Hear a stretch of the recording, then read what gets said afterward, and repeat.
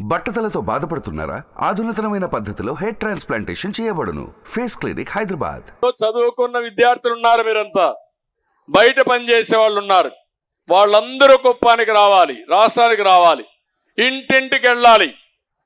తెలుగుదేశం వస్తే ఏం జరుగుతుందో చెప్పాలి. వైఎస్ఆర్ కాంగ్రెస్ పార్టీ మళ్ళీ వస్తే ఎంత నష్టపోతామో చెప్పగలిగితే ఒక్క వ్యక్తి కూడా ఓటేడు. వాళ్ళు నమ్మేది ఒకటే, రౌడీజం మీద. ఇంకొక మాట కూడా చెప్తున్నాం, వాలంటీర్స్ కూడా అపీల్ చేస్తున్నాం. వాలంటీర్ వ్యవస్థకు మనం వ్యతిరేకం కాదు. ఇంజనీర్లుగా చేసిన వాళ్ళు వాలంటీర్లుగా ఉన్నారు. వాళ్ళకందరికి నేను విజ్ఞప్తి చేసేది, మీరు బయట రండి. ఈరోజు 5,000 జీతం, మీకు కనీసం 30,000 నుంచి 50,000 రూపాయలు మీ ఇంట్లో కూర్చొని మీరు సంపాదించుకునే విధానానికి శ్రీకారం చుడతాం.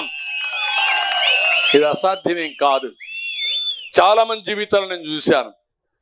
పెళ్ళైనప్పుడైతే కొంతమంది అమ్మాయిలు పేద కుటుంబాలు వచ్చి మామూలుగా 10th క్లాస్ పాస్ అయ్యి, పెళ్ళైన తర్వాత ఇంటర్మీడియట్ పాస్ అయ్యి, ఐటీ పాస్ అయ్యి ప్రొఫెసర్స్గా, ఐటీ ప్రొఫెషనల్స్గా తయారయ్యే పరిస్థితికి వచ్చారు. ఆ విషయమే నేను చెప్పాను. స్కిల్ డెవలప్మెంట్ చేసి మీ జీవితాల్లో మెరుగుపరిచి స్కిల్స్ ద్వారా మెరుగైన జీవితాలు ఇచ్చే బాధ్యత నాది. అట్లా కాకుండా ఈ 5,000 కోసం తప్పుడు పనులు చేసి, వీళ్ళు చేసిన తప్పుడు పనులతో మళ్ళా మీరు జైలుకు పోయే పరిస్థితి తెచ్చుకోవద్దండి. మీరందరూ కూడా నిర్మోహమాటంగా ఉండండి. మీకు అండగా నేనుంటా. ఉద్యోగాలు తీయం, ఇంకా అవసరమైతే మెరుగైన ఉద్యోగాలు ఇస్తాం. తర్వాత మెరుగైన క్యారియర్ మీకు ఇప్పించే బాధ్యత తెలుగుదేశం పార్టీ నేను తీసుకుంటా. వాళ్ళు కూడా సమాజంలో భాగమే. ఈరోజు మిమ్మల్ని చూసిన తర్వాత ఒక ధైర్యం వచ్చింది. నేను ఎక్కువ సమయం కూడా తీసుకున్నా మీలో ఒక స్ఫూర్తినివ్వడానికి, ఒక ఆలోచన విధానాన్ని రేకెత్తించడానికి.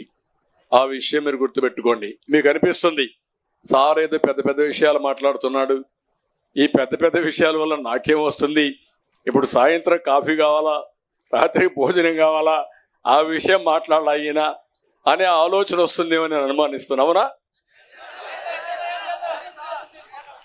25 ఏళ్ల తర్వాత మీరు ఒక్కసారి ఆలోచించండి. ఈ దేశానికి విజన్ అనేది కావాలని చెప్పి 25 ఏళ్లకు మనకు 2020లో తీసుకొచ్చిన పార్టీ తెలుగుదేశం పార్టీ.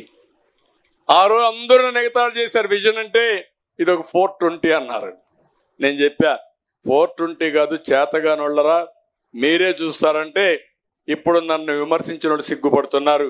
నేను గర్వపడుతున్నా. పార్టీకి ఓటేరు, వాళ్ళు మన సైకిల్కి వేస్తారు, మిత్రపక్షాలకి వేస్తారు. ఇది వాస్తవం అని చెప్పి నేను మీకు తెలియజేస్తున్నా. కాబట్టి ఇవన్నీ కూడా నేను మిమ్మల్ని ఒకటే చెప్తున్నా.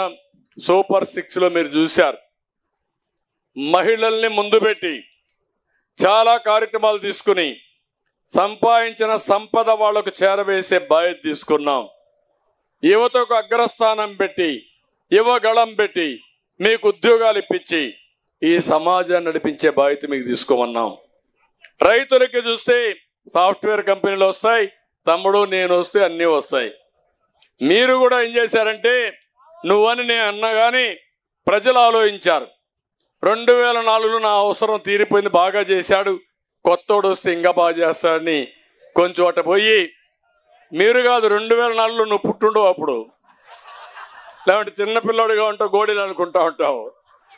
అప్పుడు అట్నే ఆలోచించి ఇది చేశారు. 2014లో మళ్ళా 10 ఏళ్ళు పట్టింది నాకు పోరాడి మళ్ళా అధికారం రావడానికి. 2014లో వచ్చాను. వస్తానే మీరందరూ ఓట్లేశారు. నేను కూడా 5 ఏళ్ళు రాత్రింబగుళ్ళు కష్టపడి ఒక స్వర్ణ యుగం కోసం ముందుకు పోయాను. దేశంలో ఏది మాట్లాడిన నెంబర్ 1 ఎవరంటే ఆంధ్రప్రదేశ్ రాష్ట్రం అనే పరిస్థితి తీసుకొచ్చా. 2019లో వచ్చాడు దుర్మార్గుడు, బుగ్గలను మిరాడు, తల మీద చేయి పెట్టాడు, ఒక్క ఛాన్స్ అన్నాడు. మీరు ఐస్ అయిపోయారు.